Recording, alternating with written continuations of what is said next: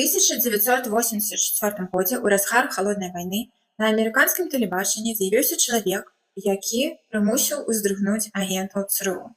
Гэта быў Юрый Бязменаў, былы элітны прапагандыст і афіцэр КДБ, які збег на захад.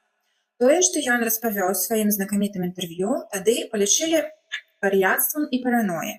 Ён заявіў, што Савецкаму Саюзу не патрэбны ядзерныя ракеты, каб знішчыць Амерыку. Спатрэбіцца нешта куды больш страшнае. Бязменаў раскрыў сакрэтны план КДБ, які быў запушчаны яшчэ ў сярэдзіне мінулага стагоддзя. План разлічаны на 30 гадоў, мэта якога цалкам перапісаць мазгі амерыканцам, узламаць іх свядомасць і выгадаваць новае пакаленне, якое будзе ненавідзець уласную краіну. Самае жудаснае, што сёння, раз 10-годдзе, гэта історыя інтэрв'ю палохае мільёны людзей па ўсім свеце. Мяне зваць Святлана Пятакова, я займаюся посткаланіялізмам, я беларуса-украінка, і я хачу, каб Беларусь і Украіна былі вольнымі, нармальнымі еўрапейскімі дзяржавамі. Я папрашу вас паставіць падабайку і падпісацца на канал, калі вы нейкім цудам пабачылі гэта відэа, таму што відэа па-беларуску не прасоўваюцца алгарытмамі, я не магу зрабіць рэкламу, Google Ads не лічыць, што беларуская мова заслугоўвае прасування і піша памылка unsupported language. Таму вы ёсць мой алгарытм. Я вас прашу быць актыўнымі пад відэа. Каб зразумець маштаб рэальнасці, трэба зразумець, кім быў сам Бязменаў. Ён не быў звычайным салдатам альбо шпіёнам, які краў чарцяжы зброі.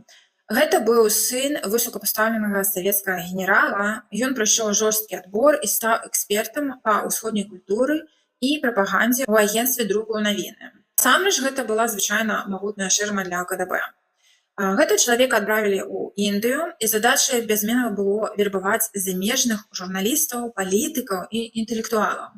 Ён вазіў іх па СССР, паказваў ім фальшывыя шчаслівыя калгасы і заліваў у вушы салодкую савецкую прапаганду. Аднак, убачыўшы брутальную праўду пра тое, як савецкая сістэма нішчыць іншадумцаў і рыхтуе перавароты, Бязменаў прыняў рашэнне бегчы. Гэта былі ўцёкі вартыя галівудскага кіно. У 1970 годзе Бязменаў апрануўся як амерыканскі хіпі, надзеў джинсы, парык, нават фальшывыя вусы і змяшаўся з натоўпам замежных турыстаў. Такім чынам ён збег у Канаду, а пазней перабраўся ў ЗША пад імем Томас Шуман. За яго галаву КДБ прызначыў велізарную цану, ён хаваўся, мяняў адрасы, але ў нейкі момант зразумеў. Ён не можа маўчаць. Амерыка павінна даведацца, што супраць яе вядзецца вайна, якую яна нават не заўважае. У 1984 годзе Бязменаў дае сваё самае галоўнае інтэрв'ю. Ён тлумачыць: вы думаеце, КДБ гэта Джеймс Бонд і атрутныя парасоны альбо ручачкі? Не, шпіянаж займае толькі 15% нашага часу. Астатнія 85% гэта ідэалагічная дыверсія, мяккія аперацыі, мяккая сіла, гібридная вайна. Што ж гэта такое? Гэта працэс змены ўспрымання рэальнасці кожнага грамадзяніна краіны. Бязменаў раскрыў формулу з 4 этапаў, якая здольная разбурыць любую звышдзяржаву знутры, без адзінага стрэлу. Этап першы – дэмаралізацыя. На гэта патрабуецца ад 15 да 20 гадоў. Чаму менавіта столькі? Гэты час неабходны для таго, каб выхаваць адно пакаленне людзей. КДБ пачаў таемна прасоўваць марксісцкія і радыкальныя ідэі ў амерыканскія універсітэты, школы і СМІ ў 60-е гады. Мэта была простая – узламаць традыцыйныя каштоўнасці, навучыць дзяцей, што іх краіна – гэта зло, што сям'я, патрыятызм – гэта ўсё перажыткі мінулага. Бязменаў казаў, што вы нічога не зможаце зрабіць з чалавекам, які дэмаралізаваны. Нават калі вы пакажаце яму голыя факты, дакументы і доказы, ён адмовіцца ў іх верыць. Яго мазгі ўжо праграмуемы. Дарэчы, калі я вучылася ў ЗША 1 год, людзі, якім я расказвала пра свой опыт з КДБ, пра свае праблемы ў Беларусі, смяяліся мне ў твар. Яны тэарэтычна ведаюць, што ёсць КДБ, яны тэарэтычна ведаюць, што Лукашенко гэта дыктатар, але калі ім расказваеш канкрэтныя гісторыі, якія здарылася з тобой, яны думаюць, што ты расказваеш нейкую хлусню і што ты вельмі перабольшваеш. Другі этап працэса дэмаралізацыі – гэта дэстабілізацыя.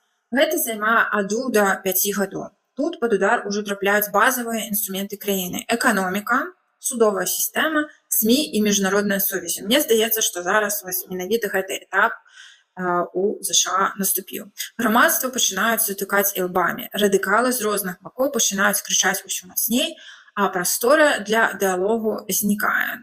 Здаецца, што вось якраз зараз. І звычайна, што СМІ ператвараюцца ў фабрыкі ненавісці, і любая нейтральнасць, яна проста знікае. Трэці этап – гэта крызіс. Ён можа быць як 1 месяц, так і 6 месяцаў. Тут ужо краіну падводзяць да кропкі кіпення. Гэта можа быць раптоўны эканамічны шок, маштабныя беспарадкі на вуліцах альбо параліч улады. Грамадства апускаецца ў хаос і страх. І завяршальны 4-й этап – гэта нармалізацыя. Гэта момант, калі напалоханыя грамадзяне самі пачынаюць прасіць улады прыйсці і навесці парадак у любой цаной. Гэта мне штосьці напамінае 20-х у Беларусі. Тут на сцэну выходзіць выратавальнік. Гэта звычайна будзе нейкі дыктатар альбо сілавы ўрад, які абяцае мір у абмен на свае там плюшачкі. Звычайна забіраюць свабоду, але людзі гэтага не ведаюць. Гэты таталітарны рэжым становіцца новай нормай, больш няма хаосу на вуліцах і ўсё нармалізуецца. План выкананы і Амерыка паспяхова заваявана. Значыць, гэты план немагчымы без такога аднаго важнага інгрэдыента – гэта карысныя ідыёты. Цынічная частка гэтага плана ў тым, каго менавіта КДБ выкарыстоўваў для рэалізацыі яго. Карысныя ідыёты – гэта захадныя прагрэсіўныя прафесары, журналісты, акцёры, грамадскія актывісты, якія шчыра верылі, што змагаюцца за роўнасць, мир и социальную справедливость. Яны паняцця не мелі, што іх рукамі КДБ проста нішчыць імунную сістэму дзяржавы. Карысныя ідыёты – гэта прафесары, марксісты, радыкальныя студэнты і левыя журналісты. Яны патрэбны КДБ толькі на этапе дэмаралізацыі і хаосу. Як толькі прыйдзе новы рэжым, іх усіх ліквідуюць першымі. Чаму? Таму што калі яны зразумеюць, што іх падманулі, пабачыць рэальную дыктатуру, яны пачнуць бунтаваць. Звычайна, што Савецкаму Саюзу патрэбны толькі рабы. Бязменаў прама гаварыў: калі нашы таварышы прыйдуць да ўлады, усіх ідэалістаў альбо пасадзяць, альбо паставяць да сценкі. І зараз гісторыя Юрыя Бязменава стала больш-менш віруснай у інтэрнэце праз 40 гадоў пасля інтэрв'ю. Кампанія Activision выпусціла трэйлер да гульні Call of Duty. Яны выкарысталі яго рэальныя цытаты пра дэмаралізацыю, мільёны маладых людзей па ўсім свеце кінуліся шукаць поўную версію арыгінальнага інтэрв'ю.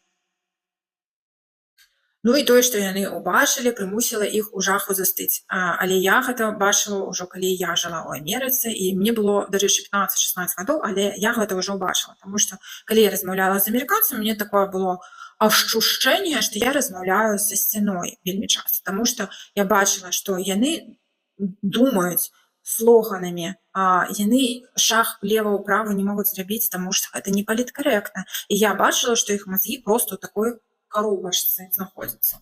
Як вы думаеце, Юрый Бязменаў быў прарокам, альбо бачыў будучыню на дзесяцігоддзі наперад, альбо гэта сапраўды быў такі план КДБ, які зараз мы бачым ужо мае свае абсалютныя такія плады. Гэта гісторыя паказвае, што самая страшная вайна – гэта вайна за наш розум. Я бачу, як намагаецца вораг раздзяліць суспільства, грамадства ва ўкраіне, у Польшы, у Беларусі. Я гэта ўсё бачу. Калі няма еднасці супраць аднаго ворага, то няма еднай стратэгіі барацьбы. Ёсць такія разрозненыя ініцыятывы, а нам трэба менавіта чоткая адна стратэгія. Калі вы хочаце бачыць вольную Беларусь і Украіну, падпішыцеся на канал, паставьте падабайку, напішыце каментар, і хай жыве беларускамоўны YouTube, хай жыве вольная Украіна і Беларусь. Пабачымся ў новым відэа. Ніколі не втрачайце надзею. Усё будзе добра і не забывайце, перамога за намі.